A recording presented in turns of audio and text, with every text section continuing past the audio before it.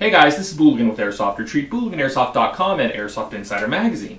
Today, we're looking at the Echo 1 Genesis. This is the new lineup of budget-oriented AEGs from Echo 1. Now, what is the Echo 1 Genesis? The Echo 1 Genesis is a polymer-bodied M4 style AEG. Now, it's available in a few different patterns. I got the mid-length handguard because I like weird guns, and mid-length guns are always kind of weird. Starting at the front, you'll notice this isn't your normal birdcage flash hider. It is a flash hider that you can actually use with Echo 1's Mark I style cans. The problem is, it's mounted upside down, and it's riveted in, or excuse me, it's not riveted, it's got a pin, a non-removable pin, unless you drill it out and wreck the whole thing, through the top. It's mounted upside down. So you've got the big flat part here, and it's open at the bottom, which means when you install your can, not that it's a huge deal, it's also very, very, very tight fit. Your can's on upside down. Not a huge issue, but something that bugs me just a little bit. It is made of orange plastic, and underneath, I'm assuming, and we're going to take it off during the full review, there should be 14mm negative threads underneath. You have a metal outer barrel assembly. It's a multi-piece outer barrel. It's not a one-piece setup, but it seems to be pretty good, pretty solid, the barrel at least. Iron sights are non-adjustable. The front is non-adjustable. The rear is adjustable for both windage and elevation, and the front sight appears to be removable. So you should be able to swap it out, swap different rail kits on. You have a mid-length faux gas system. And the delta ring on this is really not very strong. And that leads me to this little hiccup that I've noticed.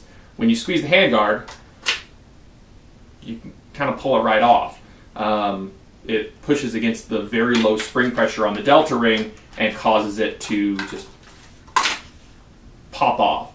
Now, it's probably not going to do that all the time. It's not going to do it when you're running and playing, but it might, at least on mine. So what I'm going to recommend is, if yours has this problem, install a higher strength delta ring assembly, something with a stronger spring in it. And I'll be trying that with the VFC, which has an ungodly high strength.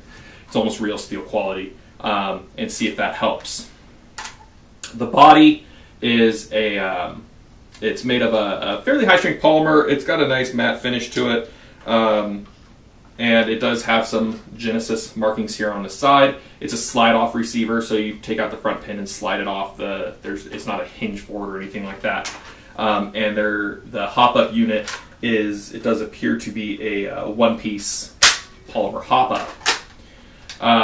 Standard grip. Your stock is a plastic crane style stock fitted to a plastic buffer tube. I really look at this gun as kind of the next version of if you remember the Bravo series. They were really, really lightweight. They had decent gearboxes. This seems to be the spiritual successor of that, if you will. I don't know if they're made by the same manufacturer. I don't know who OEM'd them. I'm not getting into that debate today, but a lot of the decisions, a lot of the parts seem pretty similar between the two externally. Internally, you've got a Taurus-style version 2 gearbox, which means that it's very high strength. It's got good reinforcements. It does have a few proprietary parts, namely the tappet plate is a little special design for the Taurus gearbox. But otherwise, the gearbox in this seems to be very stout, and we're going to be taking a full look at the gearbox in my written review, which will be published shortly. Battery storage is either in the crane stock, the sides of which are larger than normal, meaning I can fit my standard LiPo battery in there that I use for testing. Most other crane stocks won't fit that, or you could stick it in the buffer tube if you so desire, but the buffer tube doesn't have a whole lot of length to it.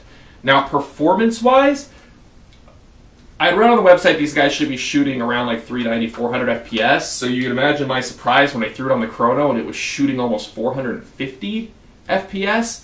That's really, really high, really high.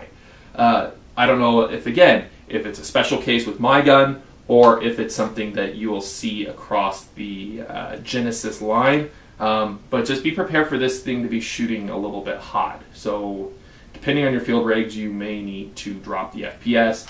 Again, I can just report on the one that I have. I don't know what the ones that are being shipped out to consumers are like, but mine is shooting a little bit fast.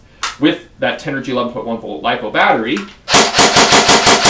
not a bad trigger response, pretty standard AEG stuff, full auto. Again, not the highest rate of fire, but it's shooting 450 FPS. I can't stress that enough. That's really, really pretty hot. So overall, the big point of this gun is that it is budget oriented. This gun, currently at the time of this video overview, costs only about $130. For a metal gearbox equipped AEG, that's still really, really low. And yeah, the FPS is really high. That'll certainly be an upselling point to some people. It's not a huge upselling point to me. I don't like guns that shoot too hot unless I'm building something that's ridiculously long range or trying to build a sniper rifle or something like that. FPS does not equal range, but mine is just shooting a little hotter than I'd like. So again, depending on the one that you buy, you may need a budget in a spring downgrade to get it field legal at whatever your local field is.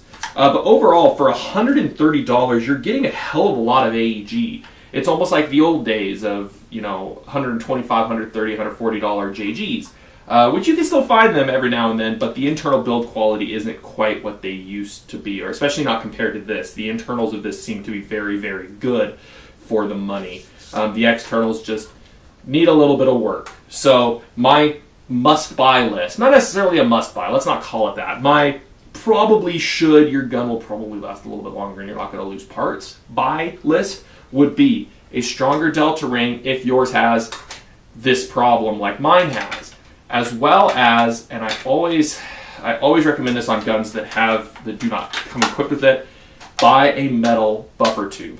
These guys, it's probably the narrowest part of the gun, and if you're playing and you fall on it, could flex, could snap, and then you're left without a stock. So I always recommend buying a metal buffer tube if you have a gun that comes equipped with it. Other than that, there's really not a whole lot that you need to do. Just customize it however you want. Maybe draw out this pin, find a way to mount the flash hider the right way, the way the factory should have, instead of upside down, which kind of stresses me out a lot. But again, overall, 130 bucks. This guy is definitely an excellent bargain gun. Many thanks to Echo One for popping this over for review. Be sure to check out Booligan Airsoft and Airsoft Retreat for the full review on this gun, including internals, which will be coming shortly. And as always, thanks for watching.